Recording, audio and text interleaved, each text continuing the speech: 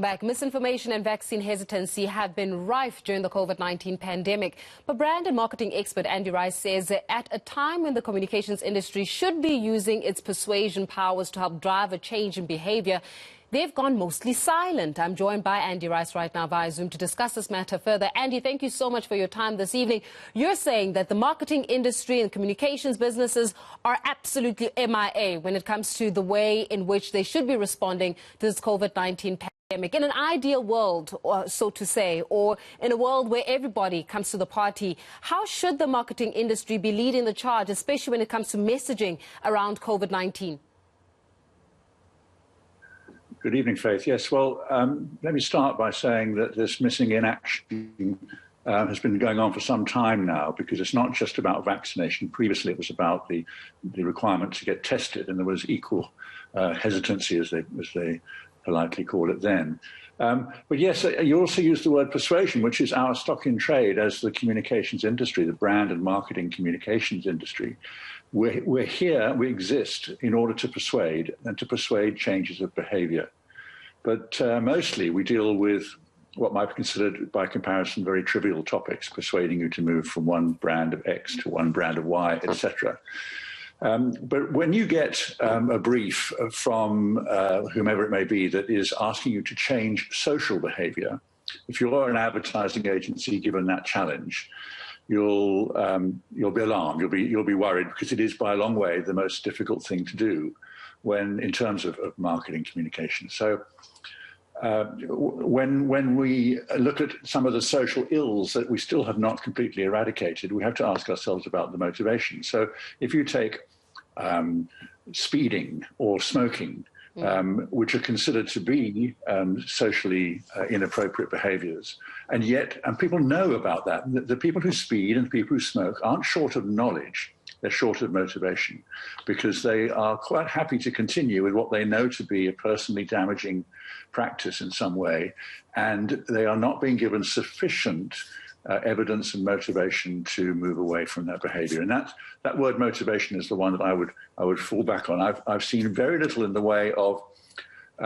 agnostic campaigns coming from the industry as a whole, coming from the industry bodies that exist. They are just supporting their own clients' brands, as far as I can see, and some are doing a very good job of that.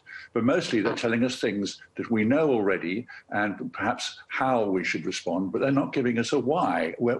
Where is the campaign that says, not only do you know you should be applying for a vaccination, but here's why, and here's a motive that is stronger than any other. And that's what we need, that really strong motive, so that people are convinced, they believe that their lives will be better in some way post-vaccination.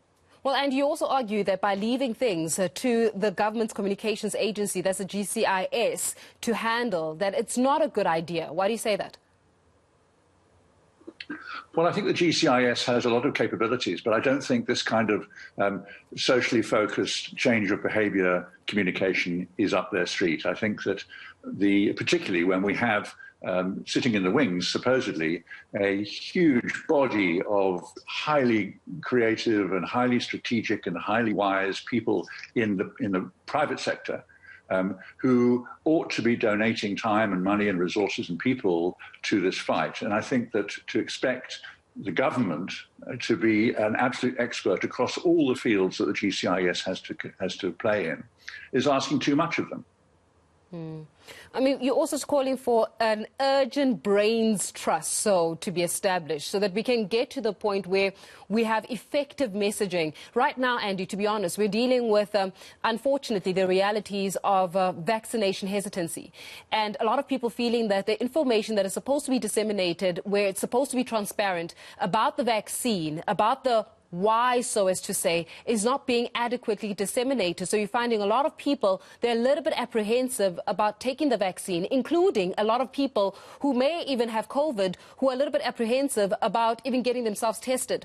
So clearly we're lagging behind here in being able to establish effective messaging. And as you're saying, a brain's trust is needed, but is the industry willing to play ball?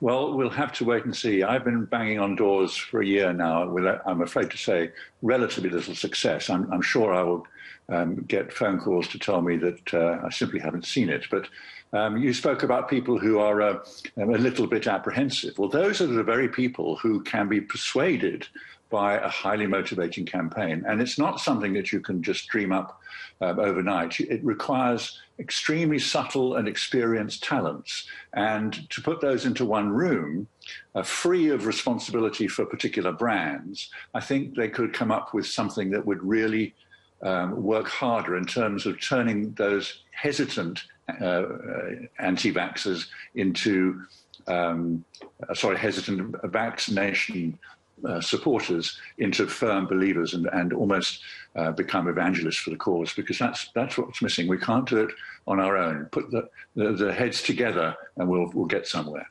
Yeah, I mean, I remember a slogan called "Play Your Part," you know, as you and I actually having this conversation, that it requires all South Africans to play their part, so as it were, if we're truly going to get ahead of the curve, especially in the way in which we're responding to this COVID-19 pandemic. So in the spirit of playing one's part, how then do we start motivating, the marketing as well as communication industries to actually play their part? Is it a case of government offering them some kind of piece of the pie, especially when it comes to procurement measures? Does it call for private sector to be included in those conversations that government is having with, service providers and the like? Are they just waiting for government to say, here, guys, here's a budget, use it and use it wisely?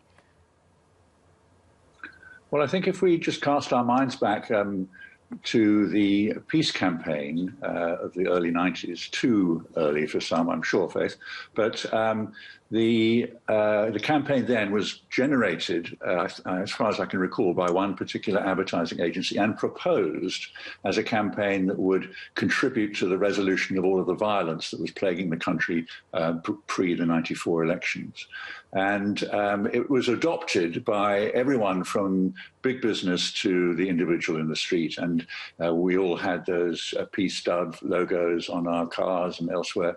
And it was because the message then was about saving our country, and people are always keen to respond to that kind of call. That's what we've got to do today. I think you could argue that we face a bigger crisis than we faced with the peace campaign. So we need a body or a group, or if necessary, an individual, just to light that fire and get it going. And I think that the industry bodies, both on the commercial side with the marketing companies and on the advertising and communication side with the agencies, their industry bodies should take the lead if they have any power or influence at all. If they don't, then I hope that some determined creative person will stand up and say, I'm here, I'll do it. We'll leave it there. Andy Rice, thank you so much for your time this evening.